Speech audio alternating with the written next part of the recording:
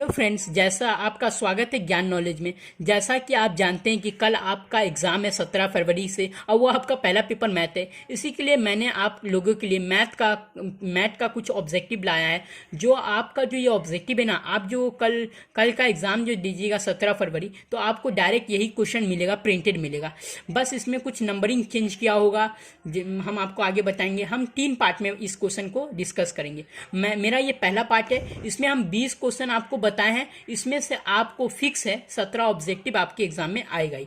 फिर हम आधे घंटे के बाद, क्योंकि आज आपका लास्ट दिन है, बस आज आप अच्छे तरीके से इस वीडियो को देख लीजिए और एक बार रिवीजन कर लीजिए। और हम लास्ट में आपको बहुत सारे ट्रिक भी बताएंगे, इसी के लिए इस वीडियो को स्किप मत कीजिएगा और देखिए। हम पहला क्वेश्चन देखते हैं। इसमें दिया हुआ है हमें बहुलक निकालना है, बहुलक बताना है हमें। और ये संख्या दिया हुआ है 9347296799 का बहुलक है। तो हमें मालूम है कि हम बहुलक किसे कहते हैं। ऐसी संख्या जो बहुत ज़्यादा बार रिपीट होती है उसे ही हम बहुलक कहते हैं। तो हमने इन संख्या में देखा तो हमें पता चला 9 जो है वो सबसे ज़्यादा बार रिपीट हो रहा है। तो हमने देखा 1 बार, 2 बार, 3 बार, 4 बार। 9 जो है वो 4 बार रिपीट हो रहा है। और ऐसी और कोई संख्या नहीं है जो सबसे ज़्यादा बार रिपीट हो रही है। एक 9 ही ऐसा है जो 4 बार रिपीट हो रहा है, मतलब सबसे ज़्यादा बार रिपीट हो रहा है। तो इसका आंसर हो जाएगा 9। जो संख्या सबसे ज़्यादा बार रिपीट होती है वही उसका आंसर हो जाता है। और ये क्वेश्चन जो है 2021 के पहले पारी में भी पूछा गया है। तो ये हम आपको क्वेश्चन बताएंगे, ऐसा क्वेश्चन बताएंगे ये डायरेक्ट आपके एग्जाम में ही आएगा। हाँ, यहाँ पे अगर नंबर चेंज कर सकता है, लेकिन ये आपसे पूछेगा ही। बहुलक का 1 नंबर का आपको हमेशा पूछता ही है। हमने आपको बोला ना कि हम आपको ऑब्जेक्टिव का ऐसा तैयारी कराएंगे कि ये क्वेश्चन सब जो है ये आपको डायरेक्ट आपके एग्जाम में ही मिलेगा। देखिए, ये आपको 2021 में ये दूसरे पाली में ये क्वेश्चन पूछा गया था कि आंकड़े दिए हुए 5, 4, 13, 9, 8, 9, 9, 11, 14 का बहुलक है।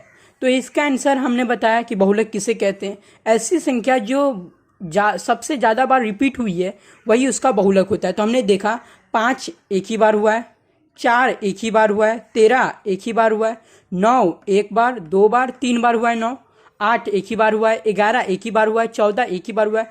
तो हमने देखा कि 9 जो है वो 1, 2, 3 बार रिपीट हुआ है। सबसे ज़्यादा इन आंकड़ों में 9 ही है जो 3 बार रिपीट हुआ है। तो इसका आंसर जो आ जाएगा इसका आंसर आ जाएगा आपका बी आ जाएगा इसका आंसर। तो हम ये बहुलक का जो है ये 1 नंबर का आपको पूछेगा ही पूछेगा। और बहुलक में 2 तरीके के होते हैं। हमने आपको एक तरीका का बता दिया कि जो संख्या सबसे ज़्यादा बार रिपीट होती है वही उसका बहुलक है। और हम आपको और क्वेश्चन बताएंगे बहुलक का जो 2 तरीके का बहुलक होता है। जल्दी से आप ये तीसरे नंबर का आंसर बताइए। इसमें दिया गया है 3, 4, 7, 2, 7, 6, 7, 8 का बहुलक है। तो हमने अभी बताया ऐसी संख्या जो सबसे ज़्यादा बार रिपीट हो रही है वही इसका आंसर हो जाता है। तो आपने यहाँ पे चेक किया तो पता चला जो 3 जो है एक ही बार आया है, 4 भी एक ही बार आया है, 7 एक बार, 2 बार, 3 बार आया है, 2 एक ही बार है, 6 एक ही बार है, 8 भी एक ही बार है। तो 7 सबसे ज़्यादा बार है। और जो संख्या सबसे ज़्यादा बार आती है उसी को ही हम बहुलक कहते हैं। तो 7 इसका आंसर हो जाएगा, ये बहुलक हो जाएगा। ये 2020 के प्रथम पाली में ये पूछा गया है। तो और हम आपको 2 क्वेश्चन और बताते बहुलक के, और ये 5 क्वेश्चन का आप तैयारी कर लीजिएगा तो आपका 1 नंबर फिक्स है आपके एग्जाम में पूछा जाएगा। आप चौथा क्वेश्चन देखिए। ये क्वेश्चन ऐसा है ना कि आप इस पे कंफ्यूज हो जाइए। देखिए, बहुलक किसे कहते हैं हमने आपको बताया। ऐसी संख्या जो सबसे ज़्यादा बार रिपीट होती है उसी को हम बहुलक कहते हैं। तो हमने देखा 3 एक बार, 2 बार। 3 जो है वो 2 बार रिपीट हुआ है, 4 एक बार, 2 बार, 4 भी 2 बार रिपीट हुआ है, 0 एक बार, 5 एक बार। तो हमने देखा तो इसमें 2 संख्या आ गई। जो 3 भी है वो 2 बार रिपीट हो रहा है, 4 भी है 2 बार रिपीट हुआ है, तो बहुलक कौन होगा। ये क्वेश्चन बहुत ध्यान से आप समझिएगा। हमने देखा 3 भी 2 बार आ रहा है, 4 भी 2 बार आ रहा है, तो बहुलक कौन होगा। अगर ऐसी संख्या आ जाती है जो मतलब 2 नंबर आ जाता है जो सबसे ज़्यादा बार रिपीट हो रहा है, यहाँ पे 3 भी 2 बार रिपीट हो रहा है, 4 भी 2 बार रिपीट हो रहा है, दोनों 2 बार रिपीट हो रहा है। तो हम देखेंगे 3 और 4 में बड़ा नंबर कौन है, तो हमें पता चला 4 एक बड़ा नंबर है, 3 से बड़ा है 4, तो इसका आंसर आ जाएगा 4। जब बहुलक निकालेंगे और दो संख्या जो सेम सेम आ रहा है, वो भी 2 बार आ रहा है, ये भी 2 बार आ रहा है, तो उन दोनों में देखेंगे कि बड़ा कौन है। 3 छोटा है और 4 बड़ा है, तो इसका आंसर 4 आ जाएगा। ये पूछा गया आपको 2014 में प्रथम पाली में ये क्वेश्चन पूछा गया है। बहुलक का ये लास्ट क्वेश्चन है, 5वां क्वेश्चन, आप इसे देखिए। इसमें बोल रहा है बहुलक होगा, इसमें बहुलक कौन है, और ये संख्या दी हुई 2 3 0 3 2 6।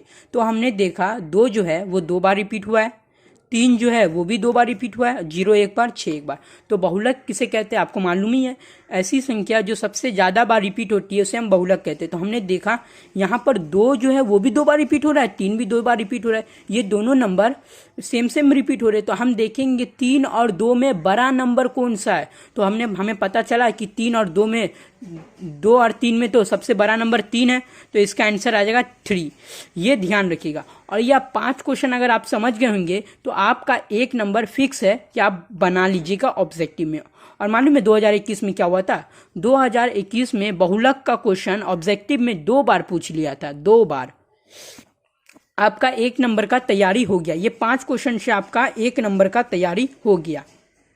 माध्यिका का जो क्वेश्चन है ना, ये पहले नहीं पूछा जाता था ऑब्जेक्टिव में, लेकिन 2021 में माध्यिका का क्वेश्चन पूछा गया था, फर्स्ट पाली में भी और सेकंड पाली में। और माध्यिका का 2 तरीके का क्वेश्चन होता है, हम वो दोनों तरीका का आपको बता देंगे। अगर आप ये भी माध्यिका का भी कर लीजिएगा तो आपका बहुलक भी हो जाएगा और माध्यिका भी हो जाएगा, तो आपको माध्यिका का भी 1 नंबर आ जाएगा और बहुलक का भी। टोटल आपको 2 नंबर का ऑब्जेक्टिव क्लियर हो जाएगा। तो यहाँ देखते हैं, ये जो संख्या दिया हुआ है 3 7 3 5 8 6 10 9 12 का माध्यिका निकाले। तो माध्यिका निकालने के लिए होता है, पहले हम इसे आरोही क्रम में इसे सजा देंगे। आरोही क्रम मतलब क्या होता है, आरोही क्रम का मतलब होता है छोटे से बड़ी संख्या। पहले छोटी संख्या लिखेंगे, उसके बाद बड़ी बड़ी संख्या लिखेंगे। इसमें सबसे छोटी संख्या कौन है, तो 3 है। उसके बाद कौन है, 4 है, 4 नहीं है। उसके बाद कौन है, 5 है। उसके बाद कौन है, 6 है। उसके बाद कौन है, तो उसके बाद आपने देखा तो 7 है। उसके बाद कौन है, तो 8 है। उसके बाद कौन है, तो 9 है। उसके बाद कौन है, तो 10 है।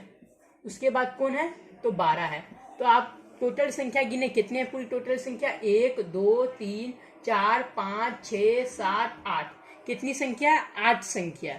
इधर भी देख लेते एक बार, 1 2 3 4 5 6 7 8 संख्या है।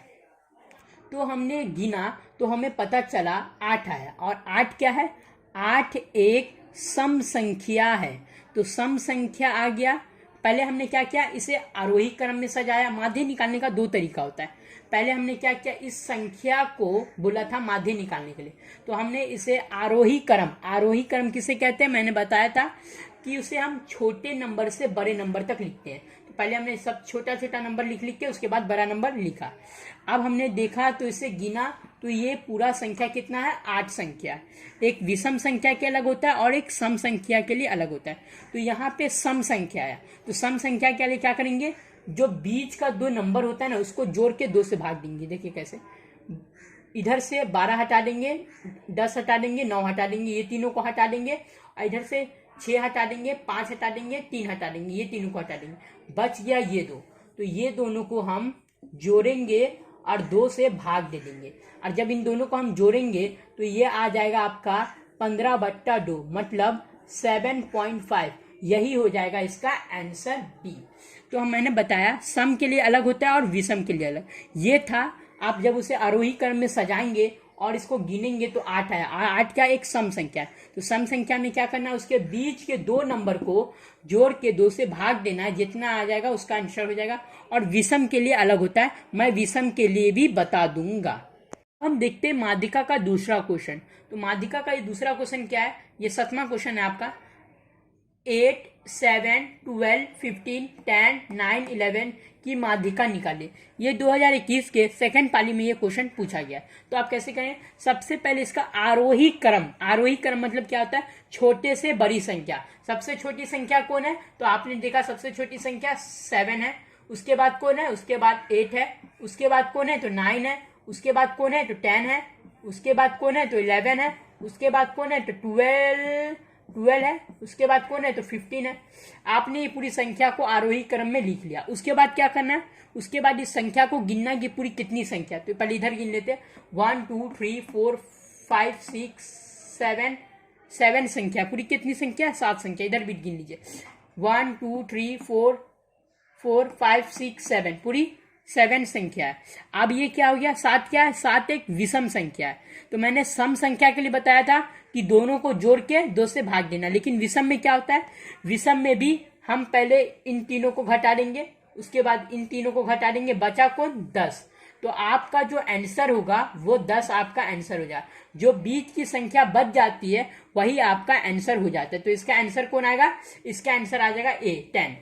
तो आप अगर माध्यिका का ये 2 क्वेश्चन अगर आप देख लिए ध्यान से, पहले क्या होता था बिहार बोर्ड में ऑब्जेक्टिव में ये क्वेश्चन नहीं पूछा जाता था माध्यिका का, लेकिन 2021 में फर्स्ट पाली में भी और सेकंड पाली में भी माध्यिका का एक क्वेश्चन पूछा गया। बहुलक का तो पूछ ही जा रहा था, लेकिन माध्यिका का नहीं पूछा जा रहा था। अगर आप माध्यिका का भी ये 2, माध्यिका में क्या होता है, उसको आरोही क्रम में सजाएंगे तो 2 तरीके का नंबर आएगा, एक आएगा विषम और एक आएगा सम। तो मैंने अभी यहाँ पे सम के लिए बताया। सम के लिए क्या था, मतलब दोनों को जोड़ के और मतलब दोनों तरफ घटाएंगे और उसके बाद जो बचेगा तो वो दोनों को जोड़ के 2 से भाग दे देंगे। उसके बाद इसमें क्या था, विषम में क्या होगा, दोनों तरफ सेम नंबर घटाएंगे, दोनों तरफ इधर 3 घटाएंगे तो इधर भी 3 घटाएंगे, और जो बीच की संख्या रहेगी वही उसका आंसर आएगा 10। अब हमारा है 8वां क्वेश्चन। इसमें क्या पूछ रहा है, यदि 3 4 5 17 तथा x का माध्य 6 हो तो x का मान है। तो हमने बहुलक सीख लिया, माध्यिका सीख लिया, अब माध्य सीखेंगे। अगर ये तीनों अगर आप कंप्लीट कर लेते ये तीनों, तो आपका 5 नंबर फिक्स है ऑब्जेक्टिव में। तो अब इसको हम कैसे निकालेंगे, माध्य कैसे निकालेंगे, तो देखिए सबसे पहले कौन कौन कितनी संख्या दी हुई है, तो 3 दिया हुआ है, 4 दिया हुआ है, 5 दिया हुआ है, 17 दिया हुआ है तथा x और x दिया हुआ है, और इसका माध्य कितना है 6 है ना। तो माध्य बराबर क्या होता है, जितनी संख्या दी होती है उन संख्याओं का योग। तो हम कैसे लिखेंगे, 3 जोड़ 4 जोड़ 5 जोड़ 17 जोड़ x बराबर जितनी संख्या दी होती है वो लिखेंगे। कितनी संख्या, 1 2 3 4 5, 3 2 5 संख्या, तो यहाँ पे कितना लिखेंगे, 5 लिखेंगे। माध्य कितना है 6 दिया हुआ है। अब इसको ऐड करो, जोड़ दो इसको, कितना हुआ, तो देखिए 17 3 20, 20 और 4 5 29, 29 प्लस x बाई 5, 6 पंचे 30, 29 प्लस x, इधर लिख देते हैं, इधर नहीं दिखा रहे, तो ये हो जाएगा आपका 30 माइनस 29 बराबर x। तो आपका x बराबर निकल गया 1। तो इसका माध्य कितना हो जाएगा, 1 इसका आंसर हो जाएगा। देखिए 9 क्वेश्चन में क्या है, यदि 1 4 x 5 तथा 12 का माध्य 7 है तो x का मान है। हमें x का मान निकालना है और ये संख्या का माध्य दिया हुआ है 7। तो हमें मालूम है कि माध्य बराबर क्या होता है, माध्य बराबर होता है ये जितनी संख्या दी हुई ना इसको हम जोड़ लेंगे। तो क्या क्या संख्या, पहले 1 है, 4 है, x है, 5 है और कितना है 12 है। उसके बाद पूरी कितनी संख्या उसको गिन लो, तो 1 2 3 4 5 संख्या, इधर भी गिन लेते 1 2 3 4 5, पूरी कितनी संख्या है 5। तो इधर हम 5 लिखेंगे, जितनी संख्या होती है उतनी ये लिखते हैं, तो 5 है। माध्य कितना दिया हुआ है, तो माध्य यहाँ पे 7 दिया हुआ है। उसके बाद आप जब इसको जोड़ोगे तो कितना होगा, 5 4 1 5 10, 10 और 12 कितना हो गया 22 हो गया। तो 22 बट्टा 5 प्लस x हो गया, 5 सत्ते 35, 35 22 प्लस x और 35 माइनस 22 हो गया और बचा x। तो कितना हो गया, 35 में से इतना गया तो बच गया आपका 3 और 1, x बराबर आ गया 13। इसका आंसर हो गया। समझ गया कैसे। देखिए क्वेश्चन नंबर 10, यहाँ पे मैंने आपको 9 तक में बहुलक सिखा दिया, माध्य सिखा दिया, माध्यिका सिखा दिया। अगर आप वो तीनों कर लेते हैं और एक लास्ट है परिसर, अगर आप परिसर भी कर लेते हैं ना तो आपका ऑब्जेक्टिव में 5 नंबर फिक्स है। सिर्फ नंबर चेंज हो सकता है वहाँ पे, लेकिन यही पैटर्न है वहाँ पर, बस आपका 5 नंबर फिक्स हो जाए। आइए ये देखते हैं कि परिसर होता है क्या है। तो सबसे पहले आंकड़े दिए हुए यहाँ पे 12, 17, 81, 26, 38, 42, 47, 62 का परिसर है। तो परिसर कैसे निकालते हैं? परिसर निकालने के लिए ये जो संख्या दी हुई ना, इसको हम बढ़ते क्रम में लिखते हैं, मतलब छोटे से बड़े बढ़ते हुए क्रम में। तो सबसे छोटी संख्या कौन है इसमें? इसमें सबसे छोटी संख्या 12 है। उसके बाद कौन है? तो उसके बाद 17 है। उसके बाद कौन है? तो उसके बाद 26 है। उसके बाद कौन है? तो उसके बाद 38 है। उसके बाद कौन है? तो उसके बाद 42 है। 42। उसके बाद कौन है? तो उसके बाद 57। उसके बाद कौन है? तो 62 है। उसके बाद कौन है? तो 81 है। पूरी संख्या कितनी है? गिन लीजिए। 1 2 3 4 5 6 7 8। 1 2 3 4 5 6 7 8 संख्या। अब परिसर क्या होता है? परिसर निकालने का होता है, इसमें जो सबसे बड़ी संख्या, इसमें सबसे बड़ी संख्या कौन है? 81 है। तो 81 को लिखेंगे सबसे बड़ी संख्या, और सबसे छोटी संख्या आपकी 12 है, तो इसमें से 12 घटा देंगे, और जो बचेगा तब कितना हो जाएगा? जब 81 में से 12 को घटाइएगा तो कितना आएगा? कितना आ जाएगा? यह आ जाएगा आपका 69। तो इसका आंसर कौन होगा? Option number D, 69। अगर आप, मैंने बताया ना, बहुलक, माध्य, माध्यिका और एक परिसर, ये इसको हम 1-2 क्वेश्चन और इस पे प्रैक्टिस करा देते हैं आपका परिसर पर। अगर आप ये 5 टाइप के क्वेश्चन अगर आप कर लेते हैं तो आपका ऑब्जेक्टिव में 5 नंबर फिक्स है। 17 फरवरी को आप जाइएगा, आप देखिएगा तो आपको यही लगेगा, ये डायरेक्ट आपको 5 नंबर में पूछ लेगा। ये जो मैंने बहुलक, माध्य, माध्यिका और परिसर बताया, तो ये फिक्स है, आपको 5 नंबर का ऑब्जेक्टिव क्लियर हो गया होगा। हम आपको 1-2 और एग्जाम्पल दिखा देते हैं परिसर का, उसके बाद आपका ये 5 नंबर का एकदम क्लियर हो जाएगा। प्रेशर का एक और क्वेश्चन देख लेते हैं। ये क्वेश्चन नंबर आपका 11 है, और ये प्रेशर का आपका आखिरी क्वेश्चन है। देखिए आंकड़े दिए हुए 15, 20, 84, 29, 41, 45, 60, 65 का परिसर है। तो हमने क्या बताया? सबसे पहले आपको क्या करना है? छोटे से बड़ी संख्या में लिखना है, मतलब बढ़ते क्रम में लिखना है। तो इसमें से हमने देखा कि सबसे छोटी संख्या कौन है? तो 15 है सबसे छोटी संख्या। उसके बाद कौन है? तो उसके बाद 20 है। उसके बाद कौन है? तो उसके बाद 29 है। उसके बाद कौन है? तो उसके बाद 41 है। उसके बाद कौन है? तो उसके बाद 45 है। उसके बाद कौन है? तो उसके बाद 60 है। उसके बाद कौन है? तो 65 है। उसके बाद कौन है? तो 84 है। और आप संख्या गिन लीजिए कि सही है कि नहीं। तो 1 2 3 4 5 6 7 8। 1 2 3 4 5 6 7 8, 8 संख्या हो गई। अब हमने क्या बोला? परिसर क्या होता है? परिसर होता है आपका, परिसर जो होता है ये क्या होता है? इसमें हम देखेंगे सबसे बड़ी संख्या कौन है? तो सबसे बड़ी संख्या ये है 84, और सबसे छोटी संख्या कौन है? 15 है। 84 में से 15 आपको घटाना है। तो 84 में से जब आपने 15 घटाया तो इसका आंसर आ गया कितना? 69। तो इसका आंसर क्या हो जाएगा? ए इसका आंसर हो जाएगा। हमने बोला ना, बस अब ये 11 तक अगर आप क्वेश्चन समझ गए और अच्छे से एक बार ये वीडियो को एग्जाम से पहले देख के आपको जरूर जाना है। अगर आप इतना देख लिए 11 क्वेश्चन और एक बार रिवीजन भी कर लीजिएगा तो आपका 5 नंबर का ऑब्जेक्टिव क्लियर हो गया। अब हम और टाइप के ऑब्जेक्टिव की बात करते हैं। ये ऐसा क्वेश्चन ना, पाई है, पाई एक क्या है? ये क्वेश्चन बहुत बार एग्जाम में पूछा गया है बिहार बोर्ड में 10th क्लास में, तो आप इसको एक बार जरूर देख के जाइएगा। पाई क्या है? पाई एक अपरिमेय संख्या है। अगर आपके एग्जाम में रहा पाई क्या है, तो पाई एक अपरिमेय संख्या। ये क्वेश्चन को जरूर देख के जाइएगा। पाई है एक, पाई क्या है? पाई एक अपरिमेय संख्या है। तो परिमेय और अपरिमेय से आपका 2 या 3 नंबर का यहां से भी पूछा जाता है। तो मैंने पाई बता दिया। पाई क्या है? पाई एक अपरिमेय संख्या है। अब यहाँ पे देखते हैं निम्नलिखित में कौन सा अपरिमेय संख्या है, तो हम सबको चेक कर लेते हैं। देखिए पहले हम इसको चेक करते हैं। √17, क्या √17 कटने वाला है? नहीं। और ये p/q के भी फॉर्म में नहीं है, और ये p और q पूर्णांक भी नहीं। तो ये क्या है? ये एक अपरिमेय संख्या। ये क्या? ये एक अपरिमेय संख्या है, अपरिमेय। और ये क्या है? √100 को हम कैसे लिख सकते हैं? रूट इंटू 10 लिख सकते हैं। इसका आंसर आ जाएगा 10। तो ये क्या है? ये एक परिमेय संख्या है। और √4 को हम 2 × 2 लिख सकते हैं। ये क्या आ जाएगा? ये आ जाएगा 2। √4 भी क्या है? √4 भी एक परिमेय संख्या है। इसको हम कैसे लिख सकते हैं? इसको हम √16 को हम 4 लिख सकते हैं, और √25 को हम 5 लिख सकते हैं। ये कितना हो गया 9। ये क्या है, ये भी एक परिमेय संख्या है। तो इसमें से अपरिमेय संख्या कौन है, इसमें से √17 जो है ये एक अपरिमेय संख्या है। अच्छा, एक और देखते हैं परिमेय और अपरिमेय। √3, √3 क्या है, परिमेय संख्या है, प्राकृतिक संख्या, अपरिमेय संख्या, इनमें से कोई। तो √3 जो है ये एक अपरिमेय संख्या। अच्छा, √3 के बदला √4 होता है तो ये 2 आ जाता है। ये क्या होता है, ये एक परिमेय संख्या होता है। 9 आता है तो ये भी एक परिमेय संख्या। अगर जिसका रूट निकल गया वो क्या हो जाएगा, वो एक परिमेय संख्या हो जाएगा। तो ये क्या √3 का क्या रूट निकलेगा, नहीं निकलेगा, तो ये क्या हो जाएगा, ये एक अपरिमेय संख्या होगा। आपने परिमेय और अपरिमेय को भी क्लियर कर लिया तो आपका 3 नंबर का क्वेश्चन ऑब्जेक्टिव, सिर्फ ऑब्जेक्टिव यहाँ से भी 3 नंबर का बन जाएगा।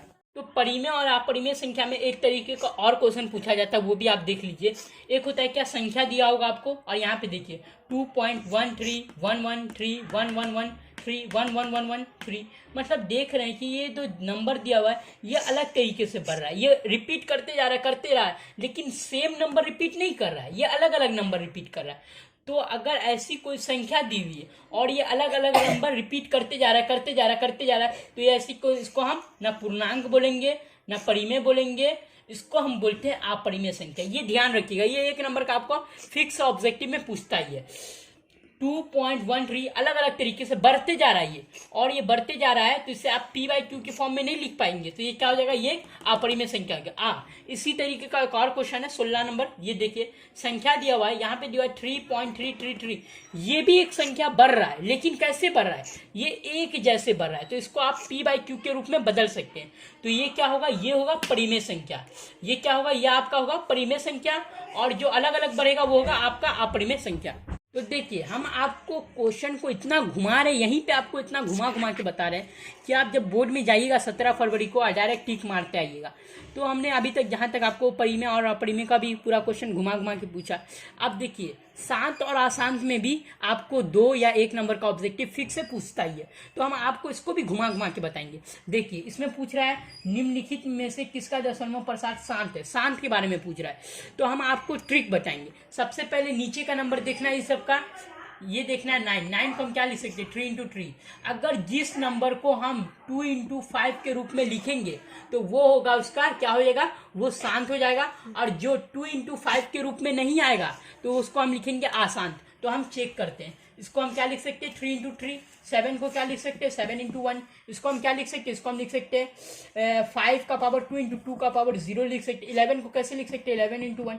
तो इसमें से देखिए इसका जो डिनोमिनेटर है ये क्या है 3 इंटू 3 है, ये एक अशांत है। ये क्या है, ये भी एक अशांत है। हाँ, ये 2 इंटू 5 के रूप का है, तो ये क्या होगा, ये आपका शांत हो जाएगा।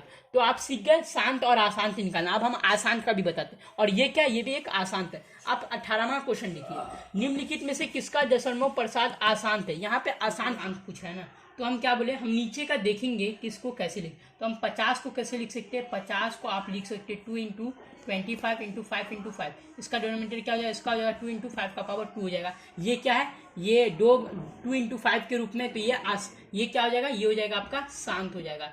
ये हो गया शांत हो गया। उसके बाद यहाँ पे 20 है, 20 को आप कैसे लिख सकते हैं, 20 को आप लिख सकते हैं 2 इंटू 10 इंटू 2 इंटू 5। ये भी 2 इंटू 5 के रूप का है, ये भी क्या है, ये भी एक शांत है। ये क्या, ये भी शांत है। उसके बाद 10 को 2 इंटू 5, ये भी क्या है, ये भी आपका शांत है, ये भी शांत है। हाँ 11 आ गया, 11 को 11 इंटू 11, ये हो गया आपका अशांत, अशांत हो गया आपका। तो आंसर डी आ जाएगा इसका, आसान। तो आपने शांत और अशांत भी सीख गया, यहाँ से भी आपको 2 नंबर का ऑब्जेक्टिव क्लियर हो गया।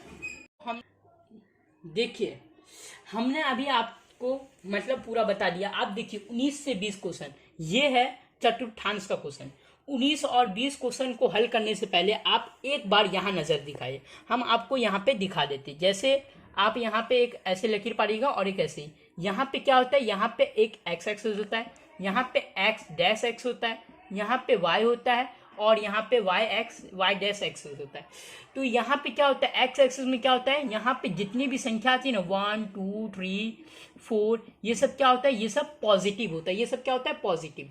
और फिर इधर आ जाइएगा एक्स डैश की तरफ, तो यहाँ पे क्या हो जाता है, माइनस हो जाता है, नेगेटिव हो जाता है।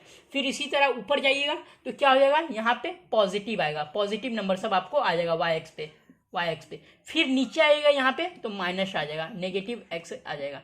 तो कैसे, आप देखिए, अब अगर दाईं और x 0x से दाईं ओर जाएंगे तो पॉजिटिव आएगा, पॉजिटिव x आएगा। अगर इसके बाईं ओर जाएंगे तो नेगेटिव आएगा। फिर अगर ऊपर की ओर जाइएगा तो पॉजिटिव आएगा, नीचे की ओर जाइएगा तो नेगेटिव आएगा। इसको हम बोलते हैं प्रथम चतुर्थांश। इसको क्या बोलते हैं, प्रथम चतुर्थांश। इसको हम बोलते हैं द्वितीय चतुर्थांश। इसको हम बोलते हैं तृतीय चतुर्थांश। इसको हम बोलते हैं चतुर्थांश बोलते हैं। अब देखिए यहाँ पे आप क्वेश्चन देखिए, क्वेश्चन, हाँ, इसमें क्या होता है बाबू, इसमें जो होता है ना प्रथम चतुर्थांश में हम हमेशा x और y को लेते हैं, पहले x लेते हैं फिर उसके बाद y लेते हैं। तो यहाँ पे प्रथम चतुर्थांश में क्या होता है, x क्या होता है, पॉजिटिव होता है, y भी क्या होता है, पॉजिटिव होता है। तो प्रथम चतुर्थांश में दोनों जो संख्या दी होगी वो दोनों पॉजिटिव होगा। और द्वितीय चतुर्थांश में क्या होता है, पहले हम x लेते हैं तो x यहाँ पे नेगेटिव है, y क्या है, y पॉजिटिव है। तो द्वितीय चतुर्थांश में पहला नेगेटिव होगा उसके बाद पॉजिटिव होगा। तृतीय चतुर्थांश में क्या होता है बाबू, इसमें जो होता है ना, पहले हम x लेते हैं, x भी नेगेटिव, फिर y लेते हैं, y भी नेगेटिव। तो तृतीय चतुर्थांश में नेगेटिव होता है, दोनों जो होता है साइन, दोनों संख्या की साइन जो होगी वो नेगेटिव होगा। चतुर्थीय में क्या होता है, पहले हमने बोला x तो x पॉजिटिव है, और फिर हमने बोला y तो y यहाँ नेगेटिव है। तो यहाँ पे क्या होगा, पॉजिटिव फिर नेगेटिव होगा। तो यहाँ पे क्या पूछा, आप क्वेश्चन देखिए, निम्नलिखित में से कौन सा बिंदु प्रथम चतुर्थांश में है। तो प्रथम चतुर्थांश के लिए हमने क्या बताया कि दोनों संख्या पॉजिटिव होना चाहिए। क्या ये पॉजिटिव है दोनों, नहीं। ये पॉजिटिव है दोनों, नहीं। ये दोनों पॉजिटिव है, नहीं। हाँ, ये जो है 10 और 4 ये दोनों पॉजिटिव है, तो ये आ जाएगा आपका प्रथम चतुर्थांश में। अच्छा, तो ये बताइए ये कौन सा चतुर्थांश में, हमने देखा पहले माइनस है और फिर प्लस है। तो माइनस कहाँ है, पहले माइनस फिर प्लस, तो ये आ जाएगा आपका द्वितीय चतुर्थांश में। फिर उसके बाद तीसरा देखिए, माइनस माइनस, दोनों माइनस है तो दोनों माइनस कहाँ होता है, हाँ, माइनस माइनस तो तृतीय चतुर्थांश में होता है। तो ये कौन सा हो जाएगा, यह आपका हो जाएगा तृतीय चतुर्थांश। फिर हमने चौथा देखा, पहला प्लस फिर माइनस, तो हमने देखा प्लस माइनस, ओ ये तो चौथा चतुर्थांश में, तो ये हो जाएगा आपका चतुर्थ चतुर्थांश। अब आइए आपका 20वां क्वेश्चन देखते हैं। बिंदु -6 -8 किस पद में स्थित है। तो हमने माइनस माइनस देखा, पहले आपको डायग्राम तो इजी बन ही जाएगा, उसके बाद माइनस माइनस कहाँ होता है, हाँ, तृतीय चतुर्थांश में। तो ये हो जाएगा कौन सा हो जाएगा, ये आपका हो जाएगा तृतीय चतुर्थांश। मैंने आपको 20 क्वेश्चन ऑब्जेक्टिव बताए, आप बस ये 20 ऑब्जेक्टिव की तैयारी कर लीजिए तो आपका 17 नंबर का ऑब्जेक्टिव फिक्स है। ये 17 नंबर जो है ना ऑब्जेक्टिव, ये आपका फिक्स है। हम आधे घंटे के बाद इसका पार्ट 2 भी लाएंगे और फिर उसके आधे घंटे के बाद पार्ट 3 भी लिखाएंगे। तो तीनों पार्ट में 17 नंबर का है। तो आप पहला ये वीडियो देख लीजिए मेरा, तो 17 नंबर का ऑब्जेक्टिव आपका क्लियर हो गया। फिर अगला वीडियो देख लीजिएगा, फिर उसमें भी 17 नंबर का क्लियर हो जाएगा, मतलब 34 ऑब्जेक्टिव क्लियर हो जाएगा। फिर मेरा तीसरा वीडियो देख लीजिएगा तो 51 नंबर का आपका ऑब्जेक्टिव क्लियर हो जाएगा। आप बोर्ड में जाइएगा, आपको 51 नंबर का ऑब्जेक्टिव पूरा क्लियर होगा। क्वेश्चन यही रहेगा, जैसे यहाँ पे 10 और 4 दिया हुआ था ना, तो यहाँ पे कुछ और पूछ लेगा। तो हमने आपको ऐसा पढ़ाया है कि यहाँ पे अगर और कुछ पूछे, जैसे यहाँ पे प्रथम चतुर्थांश पूछा है तो यहाँ पे द्वितीय पूछ लेगा, तृतीय पूछ लेगा, तो आप तो बना ही लीजिएगा। तो आप मेरा नेक्स्ट वीडियो जो आएगा, मतलब थोड़ी देर के बाद, आधा घंटा में, आपने कभी नहीं पढ़ा है, बस आज आपका लास्ट दिन है मैथ का, और आज लास्ट दिन है, आप इसको पढ़ के जाइए।